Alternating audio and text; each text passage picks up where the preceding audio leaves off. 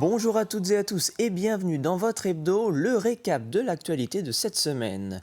Et on commence ce récap avec le passage de la tempête Kirk sur la Vendée dans le milieu de semaine. De fortes rafales de vent mais surtout des précipitations d'une intensité rare ont été observées en ce début du mois d'octobre. Les pompiers sont intervenus sur plus de 150 opérations partout en Vendée. À Chaland, la commune n'a pas été épargnée par la tempête. Il est tombé l'équivalent d'un mois de pluie en 24 heures. Les fortes précipitations ont plongé plusieurs jardins sous les eaux. L'heure était au nettoyage ce jeudi, comme a pu le constater Mathis Pires.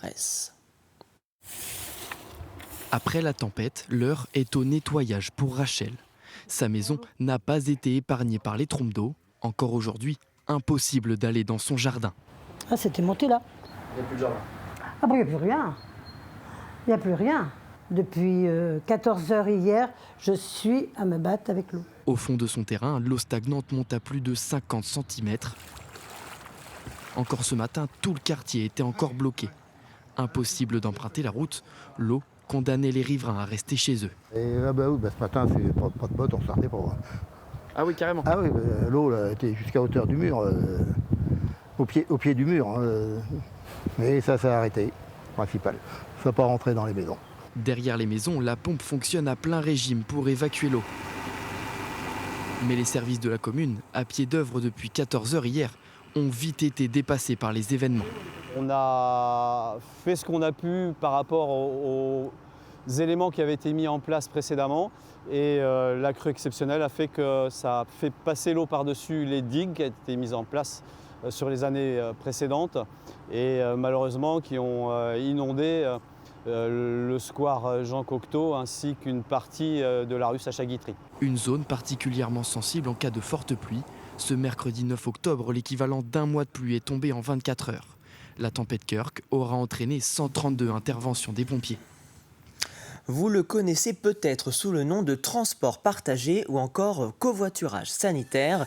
Le principe reste le même, mutualiser les déplacements des patients qui ont un rendez-vous médical.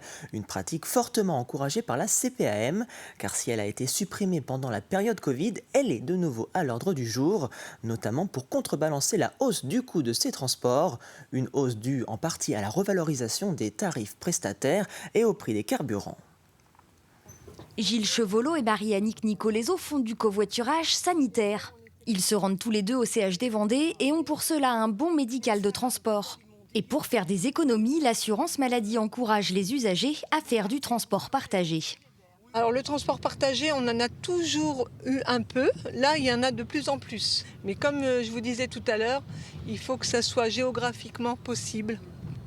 Et après, avec des personnes autonomes et valides.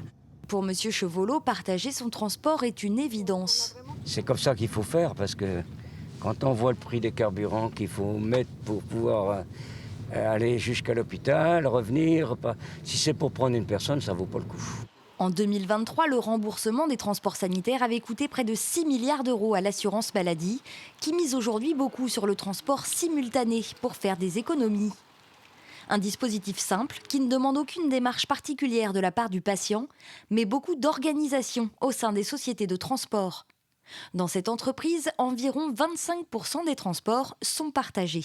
On contraint nos régulateurs à accentuer le transport partagé, à mieux les planifier et à en planifier davantage. C'est une gymnastique qui demande avant tout de la pertinence dans leur choix. Lorsqu'ils choisissent de faire un transport partagé, il faut que ce soit judicieux pour l'entreprise, mais aussi pour les patients. Financièrement intéressant pour les entreprises et l'État, les associations de malades s'inquiètent, elles, que les détours et kilomètres supplémentaires n'entraînent une dégradation de la qualité des soins pour les patients. L'assurance maladie assure travailler sur ce qu'elle appelle ses contraintes opérationnelles. Il peut y avoir des délais d'attente, il ne faut pas que ce soit des délais trop longs. Il peut aussi y avoir des détours, puisqu'on n'habite pas tous forcément dans le même quartier ou dans la même rue. Donc c'est de ce type-là. Ça nous paraît quand même dans un grand nombre de cas plutôt dépassable, ou en tout cas on peut gérer ces contraintes, mais c'est effectivement des contraintes très opérationnelles qu'il faudra voir avec les transporteurs et les établissements. Pour préserver le système de santé et réduire l'impact individuel sur l'environnement, l'assurance maladie veut donc voir le transport partagé se développer et a pour objectif d'économiser 50 millions d'euros sur l'année 2024. Le département de la Vendée va bientôt avoir un nouveau jumeau numérique. Mais de quoi s'agit-il? Il s'agit d'une représentation virtuelle parfaite de notre département. Un vaste projet lancé par la Banque des Territoires pour anticiper de potentiels aléas climatiques. Et dans le même temps, c'est tout un réseau d'objets connectés qui va se déployer sur le territoire, avec dans un premier temps des capteurs dans nos réseaux d'eau qui permettront de faciliter les relevés de consommation ou encore de détecter des fuites. Le jumeau numérique, c'est d'abord une maquette. C'est une maquette en 3 dimensions de l'ensemble du territoire, maquette extrêmement précise, puisqu'on est à 15 cm de précision sur toute la Vendée. On peut naviguer dans cette maquette, et cette maquette, elle permet d'intégrer toutes les données qui sont produites par le territoire et de comprendre les effets d'inondation, de submersion, de consommation énergétique, de production d'énergie solaire demain, d'urbanisation. Ce sera un formidable outil de médiation avec les habitants pour leur faire comprendre les aménagements urbains qui vont arriver dans les différentes villes de Vendée. L'idée avec ce réseau LoRa, c'est de permettre que chaque compteur soit un objet connecté et qu'il soit interrogeable en tout point de la journée. C'est-à-dire 2 fois par jour, un échange d'informations va avoir lieu entre ce réseau LoRa, le réseau de stockage de la donnée, et les compteurs connectés. Mais aussi pour les usagers. Faire en sorte que chaque usager puisse, en temps voulu, consulter sa consommation d'eau en milieu de journée ou en fin de journée et devenir ainsi acteur de sa consommation, à la fois pour réduire sa consommation, mais surtout devenir acteur de sa facture, puisque moindre consommation égale moindre facture d'eau. Un avion monomoteur s'est écrasé sur la commune de la Bretonnière-Laclais ce lundi. Il avait décollé depuis l'aérodrome de Luçon-Chanet avant de finalement terminer sa chute dans le muret d'une habitation. La cause de cet incident reste encore à déterminer. 30 sapeurs-pompiers et une équipe de déminage sont intervenus sur place pour permettre de sécuriser les lieux. Les 2 passagers qui étaient à bord de l'aéronef n'ont pas survécu à l'accident. Mathis Pires. Oui, il était à peu près 8h30 lorsqu'un avion particulier s'est crashé dans cette rue juste derrière moi. L'avion est complètement détruit. Certains riverains et témoins de la scène nous décrivent un bruit impressionnant et surtout un panache de fumée. Écoutez l'un d'eux. J'ai vu une grosse fumée noire au bout du lotissement, là, dans le coin de l'école, un peu plus loin. Et donc je me suis dit, tiens, c'est un feu de cheminée, une grosse fumée noire, et il y a d'autres pompiers qui sont arrivés. 5-10 minutes après, il y a eu une grosse explosion, et en fait c'était l'avion qui explosait à ce moment-là, et il aurait mieux valu ne pas se trouver à côté, parce que ça a été important l'explosion. Les pompiers ont levé le dispositif peu après 12h30. Les démineurs ont pu neutraliser un système de parachute de secours qui était un élément pyrotechnique qui aurait pu exploser ou prendre feu. L'habitation sur laquelle l'avion s'est écrasé a quelques dégâts. Et heureusement pour le propriétaire, il n'était pas sur place au moment des faits. Il sera relogé dès ce soir par le maire de la commune. Concernant l'état des victimes, la procureure nous confirme le décès de 2 personnes retrouvées à l'intérieur de l'appareil sans nous indiquer leur identité. Une enquête est ouverte par le parquet pour déterminer les circonstances du crash et une cellule médico-psychologique est ouverte pour les riverains.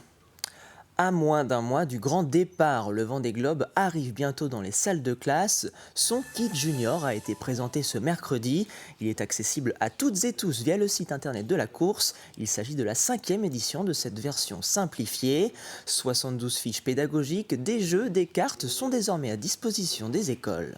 Nous avons voulu passer à l'étape suivante, c'est-à-dire l'offrir très largement à l'ensemble des petits Français.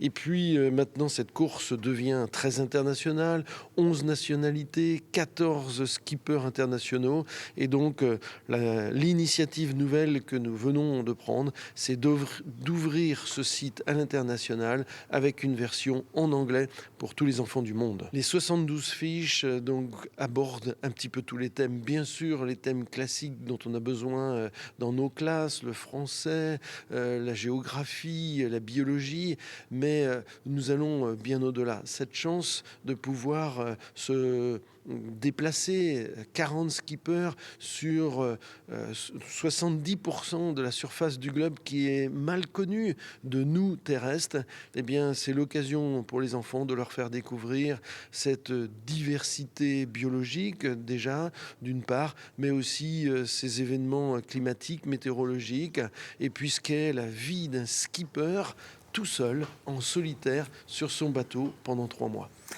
Quitter sa banlieue londonienne pour s'installer en Vendée et devenir vigneron, c'est le pari qu'a fait Russell Clark. Installé désormais à Aizenay, le Britannique réalise cette année ses 2e vendanges. Il a une récolte qui s'annonce beaucoup moins prolifique puisqu'il estime passer de 10 000 bouteilles en 2023 à seulement 1000 cette année. Mais Russell n'est pas inquiet, il n'en est qu'au tout début de sa nouvelle carrière. Grégoire de Châtillon est allé à sa rencontre. Le grappe, c'est pas très joli, c'est pas la belle forme, c'est pas la bonne couleur. Mais cette année, nous avons beaucoup de problèmes avec la mildiou. En cause, cette météo exécrable, résultat 90% de récolte en moins par rapport à l'année dernière. Russell Clark, qui a quitté son royaume uni pour le sol vendéen, garde cependant les pieds sur terre. Si tu travailles en agricole, tu ne peux pas avoir la bonne année tous les ans. Je croise les doigts pour l'année prochaine. Ancien directeur d'une société de packaging au sud de Londres, il est devenu vigneron à Aizenay. Un appel de la Vendée grâce à ses beaux-parents, suivi d'une expérience de plusieurs années dans un vignoble de Brême-sur-Mer. Et le voilà, depuis l'année dernière, locataire de ses 4 hectares de vignes en agriculture biologique. J'adore la vie maintenant. C'est super, c'est plus calme. Alors, quand je travaille à Londres, c'est la speed, tout le temps c'est le stress, beaucoup de stress. Ok, j'ai le stress ici aussi, mais c'est un autre stress. C'est la première fois que je travaille pour moi, toute seule, et je peux travailler à mon vitesse. À lui de jouer à la cave, maintenant pour ce millésime 2024. Rouge, rosé, blanc, Russell Clark a eu un coup de cœur pour ce cépage local, le gros lot gris. Ces bouteilles, elles, ne manquent pas d'originalité avec ces chiffres numérotés de 1 à 5. C'est un petit jeu avec le mot anglais-français. Par exemple, mon numéro 2 s'appelle le tutoyer. Numéro 3, c'est frivole. Il le dit lui-même, l'amour, le courage, la chance et la passion l'ont amené jusqu'ici. Sa cave, le Pont des Vignes, situé à Aizenay, est ouverte les vendredis après-midi et samedi pendant la journée. La 11e édition de l'Open de tennis de Vendée s'est conclue dimanche dernier au Vent d'Espace. Et c'est le Français Lucas Pouille qui est sorti vainqueur de cette semaine vendéenne. Il s'est imposé en finale contre son compatriote Quentin Alice en 2-7, 6-4, 6-4. On écoute la réaction de l'organisation au micro d'Alexandre Lenaour. Je retiens tellement de choses, une super atmosphère, une ambiance dingue, un public venu en nombre tout au long de la semaine et une finale avec un Vent d'Espace quasi complet aujourd'hui. Près de 3000 personnes, une finale un peu de rêve, je dirais. On a eu beaucoup des écoles, des scolaires, des jeunes des clubs de tennis qui sont venus, qui ont échangé avec les joueurs de tennis. Ça a été très, très riche, beaucoup de belles ondes, je dirais, et qui nous donnent envie évidemment de vite préparer l'édition 2025 en essayant évidemment d'améliorer encore quelques petites choses sur l'organisation et sur l'accueil des publics, l'accueil des joueurs, tous les services qu'on peut essayer de petites choses à améliorer. Le Cinéville de La Roche-sur-Yon recevait mercredi soir 2 invités de marque, l'acteur Cadmerade et Claude Lelouch, qui était de retour en Vendée pour présenter son 51e film en avant-première. Finalement, c'est un nouveau film choral du réalisateur français avec entre autres Elsa Silberstein, Michel Boujna ou encore Barbara Pravi. Le monde dans lequel nous vivons a commencé à s'écrire au moment du 6 juin 1944, au moment où la liberté est revenue. Et puis cette période de l'occupation, avec le récit de cette concierge terrible, j'ai voulu montrer qu'on est les enfants de cette période. On ne peut pas aujourd'hui, à l'âge que j'ai, moi j'ai vécu tout ça. J'ai vécu le débarquement, j'ai vécu la guerre, j'ai vécu l'avant-guerre, l'après-guerre. Je suis chargé de tout ça. Le présent, il est chargé du passé.